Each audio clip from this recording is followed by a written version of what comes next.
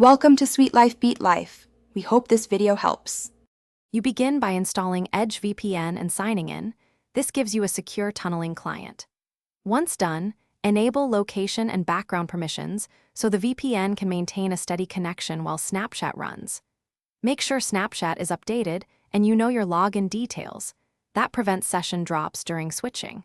You're setting up reliability first, because a solid baseline reduces verification prompts and avoids rate limits when switching regions. Now proceed to connect with the right settings. You now pick a server. Use a nearby one for speed or a specific country to access region-limited snaps.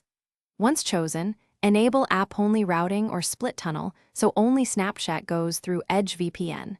This reduces latency and prevents other apps from triggering reCAPTCHA.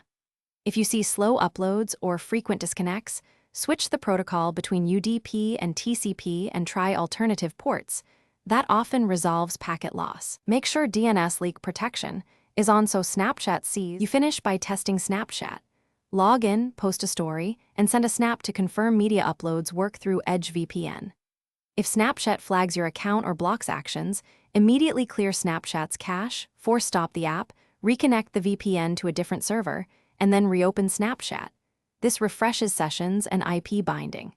If problems persist, switch servers or contact Edge support because some IP ranges get blacklisted. One key tip: maintain consistent server choice to avoid repeated security prompts.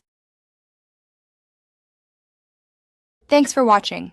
Consider subscribing if we helped you.